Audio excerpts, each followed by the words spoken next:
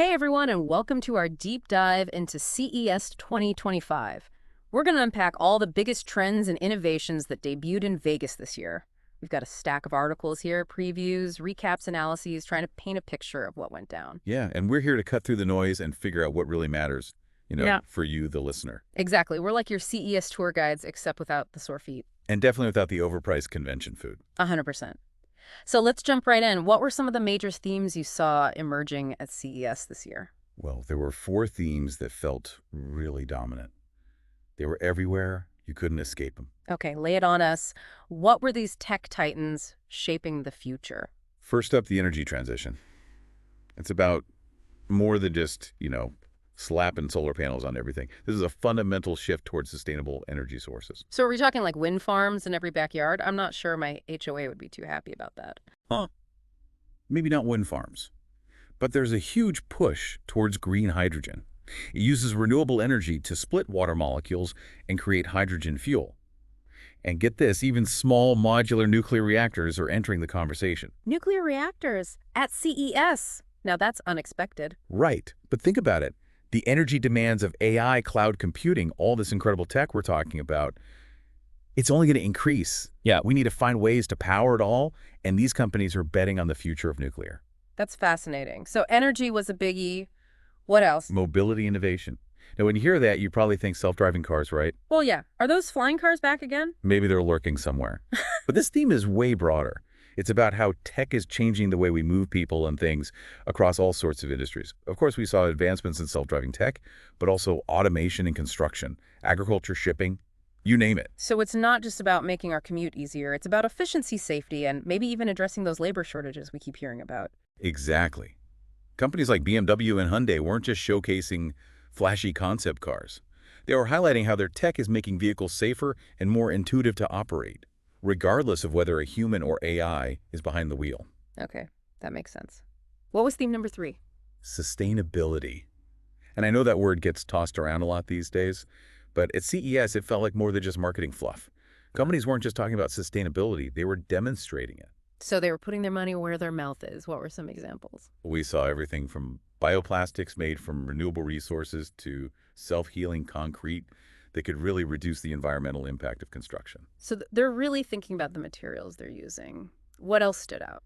One thing that caught my eye was the focus on sustainable materials for electronics. Instead of traditional plastics, some companies are experimenting with materials derived from mushrooms or seaweed. They're even looking at ways to make electronics biodegradable, which would be huge for reducing e-waste. That's amazing. It feels like the industry is realizing that sustainability isn't just good for the planet, it's good for business too. It is. And it's not just about the materials themselves. It's about the entire life cycle of a product.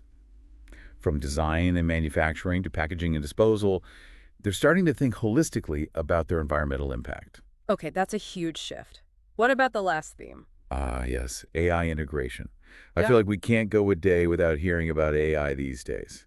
What made it stand out at CES was that it was everywhere. From smart homes that anticipate your needs to autonomous systems that are changing industries, AI is being woven into the fabric of our lives. So it's not just about cool gadgets, it's about how AI is becoming an essential part of how we live, work, and interact with the world. Exactly. Take Samsung's Home AI system. It connects all your home devices and essentially anticipates your needs, adjusting the thermostat, brewing your coffee before you even get out of bed. Okay, that sounds straight out of a sci-fi movie. But I imagine there was some buzz about the potential downsides of AI too, right? Well, absolutely. While the possibilities are exciting, there are concerns about bias and algorithms, privacy implications, and the potential impact on jobs. Yeah. It's a double-edged sword, and those conversations are becoming more important than ever. Yeah, it's easy to get caught up in the wow factor without considering the bigger picture. Hmm. But speaking of wow factor, were there any specific innovations that really blew people away? One of the biggest showstoppers was the AI-powered smart glasses from X-Year. Imagine real-time translations, personalized AR interfaces, navigation superimposed onto your vision, all packed into a sleek pair of glasses. Okay, that's straight out of a futuristic movie. What else? Another standout in the AI space was Captify's smart glasses for the hearing impaired. They use AI to generate real-time closed captions and translate speech, which is a game changer for accessibility and inclusion. That's incredible. AI isn't just about making things more convenient, but also about making technology more accessible to everyone. You got it. And that's just scratching the surface of what we saw at CES. We haven't even talked about the incredible advancements in the automotive world, where the lines between tech and cars are blurring more and more. Ooh, you've got my attention now. Let's talk cars. Buckle up, because Oh. things are about to get interesting. Okay, so you've piqued my curiosity. What's going on in the automotive world? Well, one of the biggest trends is this idea of the software-defined vehicle. Cars are becoming basically giant computers on wheels. So it's not just about horsepower and handling anymore. It's about the brains behind the brawn. Exactly. And that's where a company like Mapbox comes in. They were at CES Yeah. showing off their virtual head unit. Virtual head unit. Yeah, VHU for short. It's basically a platform for streamlining how navigation systems are integrated and tested for big companies like BMW and General Motors. So instead of each car manufacturer developing their own system from scratch, they can use this platform as a starting point and then customize it. Exactly. It's all about efficiency and making sure those in-car systems are seamless and user-friendly. Because let's be honest, who wants to struggle with a clunky navigation system while driving? Definitely not me. And speaking of brains behind the brawn, what about all those advancements in self-driving tech? Any flying cars this year? Not quite yet. Yeah. But the progress in autonomous driving is undeniable. Companies like NVIDIA are making huge strides with their Drive Thor chipset. Drive Thor. Yeah, it's specifically designed for these software-defined vehicles, and it's incredibly powerful. It can handle all the complex computations needed for self-driving features. So it's like having a supercomputer under the hood, crunching all that data from sensors and cameras to make those split-second decisions. That's a great way to put it. And on the sustainability front, remember 3M? They were showcasing their solutions for solar energy infrastructure, specifically targeted at those massive factories where cars are made. Oh, right. So they're thinking about the environmental impact of the entire production process, not just the car itself. Yep. And Eaton was there too, showcasing some really innovative cooling technologies for data centers, which, as you know, are essential for everything from cloud computing to those self-driving car features we were just talking about. Oh, yeah, data centers. I always forget about those. But they're like the unsung heroes powering all this innovation behind the scenes. They are. And they're also huge energy hogs. So finding ways to cool them efficiently is crucial. Eaton's innovations are definitely a step in the right direction. It feels like companies are realizing that sustainability isn't just a marketing gimmick anymore. It's a crucial part of their business. It is. And remember how we talked about CES introducing a new category for their innovation awards dedicated to sustainability and energy solutions? Yeah. It felt like a big deal, like the industry was finally taking it seriously. Exactly. And it wasn't just for show. Some of the most innovative and exciting technologies were focused on solving those environmental challenges. We saw new battery technologies, smart grids that can manage energy more efficiently.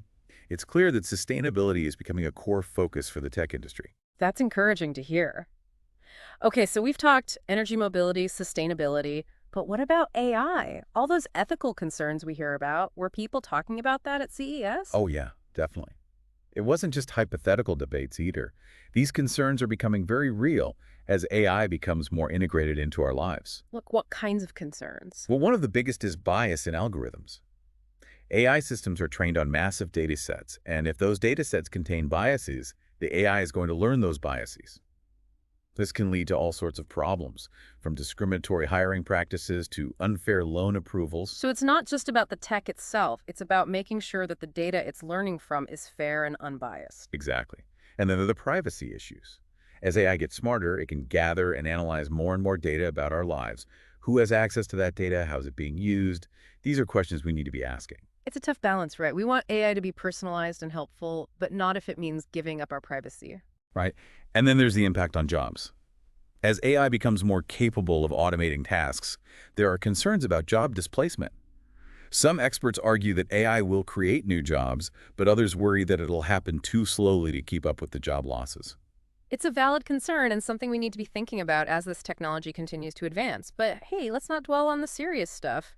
What about the fun side of CES? Any cool gadgets or gizmos that you saw? For tons, smart home devices are getting incredibly sophisticated.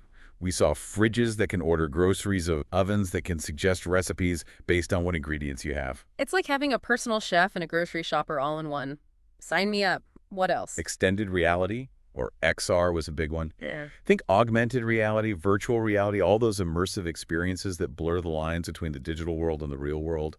Lots of cool wearable devices, particularly AI-powered smart glasses. Yeah, those XR real glasses we talked about earlier were a definite showstopper. Do you think we'll actually be wearing those things anytime soon? It's possible. Companies like Think AR, which is backed by SoftBank, are already working on integrations with existing AR products. It feels like every year we get a little closer to that sci-fi future we've always imagined. Yeah, it really is amazing to see how far we've come in just a few years. It makes you wonder what's next, right? What's around the corner? It does. And, we've talked about all sorts of industries, energy, automotive, smart homes, but there's one we haven't touched on yet that's ripe for disruption. Healthcare. Oh, right. Healthcare. It feels like it's just starting to catch up to the tech revolution. What kind of cool stuff did you see at CES for healthcare? Well, one of the most promising areas is AI-powered diagnostic tools. Imagine a world where your smartphone can analyze a photo of a mole and tell you whether it's cancerous. Wait, really? Is that kind of technology actually possible? It sounds like something out of Star Trek. It's closer than you might think.